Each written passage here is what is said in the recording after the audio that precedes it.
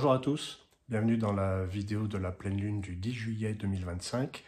Cette pleine lune, au regard des harmoniques, est lune de vent ascendant, lune de vent, quête de vie, aura. Et donc cette pleine lune nous parle de l'être subtil en nous, cet être qui est silencieux, qu'on n'entend pas, qu'on ne voit pas, et qui pourtant ressent des choses extrêmement importantes. L'être subtil, ce que j'appelle l'être subtil, c'est celui qui n'est pas dans le raisonnement, qui n'est pas dans la course, dans l'ambition, dans quelque chose d'extrêmement intellectualisé, mentalisé. C'est l'être du ressenti. Il n'est pas toujours facile de le laisser parler. En tout cas, lui, il nous invite à faire silence et à écouter. Donc la lune de vent, quand elle est en harmonique source, quand elle est en première place, elle nous invite à faire silence et à écouter. Écouter ce qui se passe autour de nous, ce qui se passe en nous, mais surtout à faire le silence dans notre mental qui est agité. C'est bien connu, je ne vais pas encore vous parler du lâcher-prise, c'est très très connu maintenant, on en a assez discuté. Mais quand elle arrive déjà 2 fois, lune de vent, ascendant lune de vent, et puis quand elle arrive plusieurs fois dans l'année, parce que dans l'année 2025, il y a eu beaucoup de fois la lune, l'harmonique 17 je veux dire, et là le message est insistant, il nous demande de le regarder autrement, et d'en faire quelque chose finalement. Pour info, la lune du 9 août, elle ne sera pas harmonique 17, elle ne sera pas lune ascendant lune, elle sera phénix de jade ascendant lune. Et là, le message prend une tournure un petit peu différente, un peu plus incandescente. Mais on n'en est pas encore là. Il faut d'abord en finir avec ce cycle qui nous demande de ressentir, de ne pas mentaliser, ou le moins possible, et d'être à l'écoute. Voilà. En fait, c'est pour nous dire que ce n'est pas parce qu'on ne réfléchit pas ou on se laisse aller qu'on abandonne. Il ne s'agit pas d'abandonner, il ne s'agit pas de renoncer à quoi que ce soit, mais plutôt d'ouvrir une autre porte, une porte de l'invisible, une porte discrète.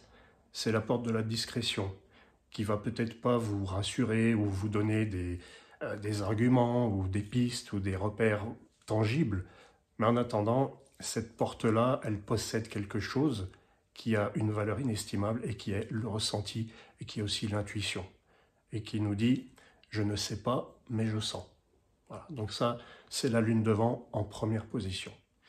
Quand la lune de vent se répète et qu'elle vient en deuxième position dans le système des harmoniques, elle nous dit comment agir. Et donc, c'est pas tellement une carte d'action, la lune de vent, c'est plutôt une carte de réception.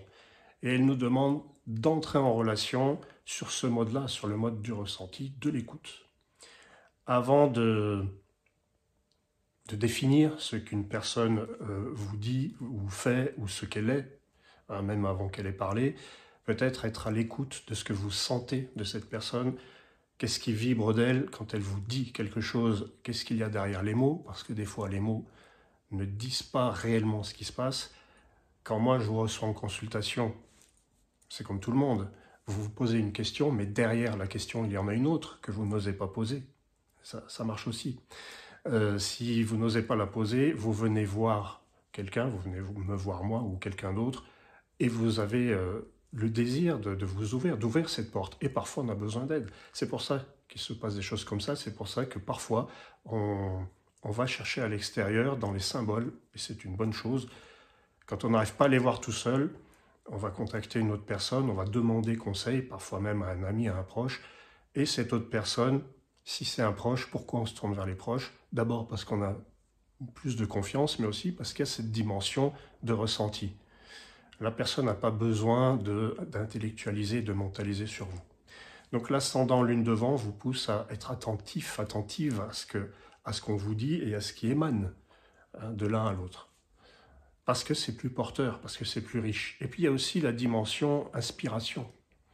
Sans parler de relation avec la lune de vent en deuxième place, il y a l'inspiration artistique, il y a l'inspiration pour les idées, sans parler de l'art, mais des fois vous cherchez une solution, une porte de sortie, et c'est l'inspiration qui vous la donne. C'est pas réservé aux artistes. On peut être inspiré quand on a une super idée, quand on trouve une solution, quand dans un rêve, soyez attentif à vos rêves. On est dans la période du cancer, c'est la période de la sensibilité, de l'émotion, de l'intuition. Je fais toujours un petit rapport avec l'astrologie, bien sûr. La quête de vie dans ces harmoniques, c'est l'aura. Donc en fait, il y a 2 fois la lune de vent, ce qui fait un effet miroir, mais le miroir, c'est un autre harmonique, c'est l'harmonique 16. Quand on additionne les deux lunes, on obtient l'aura, qui est un petit peu une carte jumelle du miroir, et qui parle de l'émanation, de la place dans le collectif et de ce qu'on dégage. Donc on va dégager beaucoup plus d'énergie si on est dans le silence, si on ne cherche pas à être dans la démonstration, dans la preuve, dans le spectaculaire. C'est peut-être pas là où on va le mieux s'exprimer et même le mieux se manifester. C'est plutôt en restant réceptif et silencieux. Je fais vraiment l'apologie de la réceptivité, du retrait et d'un regard qui transperce les apparences. Parce que l'aura, c'est un petit peu ça aussi. C'est pas seulement ce qu'on voit, c'est ce qu'on ressent. Donc c'est très en adéquation avec l'harmonique de la Lune. Alors on est vraiment dans un parcours extrêmement cohérent entre la Lune devant et l'aura, enfin les deux lunes devant et l'aura, qui nous dit « Tu es présent plus parce que tu émanes, parce que tu vibres, que parce que tu dis, que parce que tu cherches à montrer. Tu es plus présent parce qu'il se passe vraiment à l'intérieur. » Voilà, il est là le message. Tu es plus présent par ce qui se produit en toi, en silence. Il y a des silences qui sont beaucoup plus forts que des paroles, des banderoles, des cris avec des mégaphones, etc. Voilà ce que je voulais vous dire par rapport à cette lune. Il est possible qu'il y ait un petit changement dans les vidéos que je vais proposer. Je vais continuer à vous faire quelques vidéos sur les nouvelles lunes et les pleines lunes parce que c'est intéressant. Puis surtout parce que, comme je vous disais, au mois d'août, il y a un petit virage qui se produit au début du mois d'août avec cette lune qui est phénix de jade et qui parle de renaissance, mais de renaissance brûlante. Je vais faire d'autres vidéos qui parleront d'autres choses. Je pense qu'il y en a certains parmi vous qui aimeraient savoir comment j'ai créé le système des harmoniques, comment il m'a été révélé. Et puis je vais parler d'autres choses aussi, parce que c'est bien de parler de manière cyclique et régulière des énergies proposées par les messages des harmoniques au moment des lunes. Ça reste assez cohérent et régulier, mais on peut aussi sortir de ça et parler de petites choses au niveau relationnel, par exemple, au niveau personnel. Bon, vous verrez, je vous ferai la surprise. Maintenant, je vais vous parler de la sortie de ma dernière production. Donc, ce livre-là, qui est donc un livre de base, un manuel qui donne les bases de l'oracle des harmoniques, donc l'oracle des harmoniques qui est là. Et ce livre est plus conséquent que les petits manuels que je proposais auparavant. On a 257 pages, là c'est un peu plus fourni et on a des images en noir et blanc. J'aime bien l'esthétique des harmoniques en noir et blanc, ça me plaît. Ça donne autre chose.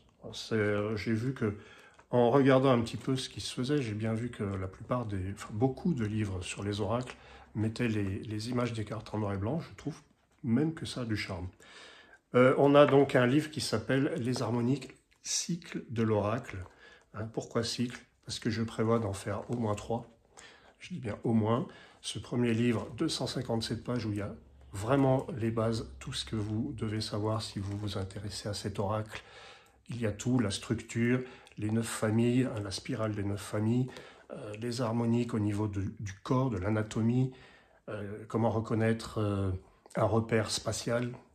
Par exemple, il y a des cartes qui symbolisent des lieux, il y a des cartes qui symbolisent des repères temporels.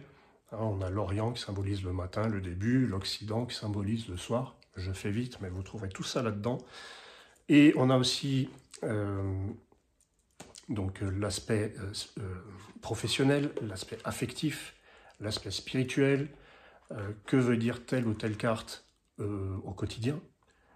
Il y a aussi un petit passage sur le tirage en croix, parce qu'on peut effectivement faire un tirage en croix avec les harmoniques.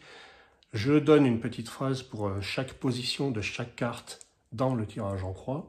À la fin, il y a la cosmogonie des harmoniques. Ça, pour ceux qui ont pris le petit manuel d'avant, vous connaissez les 9 dimensions des harmoniques. Enfin, c'est assez intéressant de le parcourir. En plus, moi, je le trouve pratique parce que quand on fait un tirage en croix, par exemple, il vous suffit de parcourir le livre de cette manière. Hop, vous pouvez tomber sur l'harmonique 9, l'alliance, et vous lisez son symbolisme, le sens de l'élément sacré, la vie affective, la vie professionnelle, etc.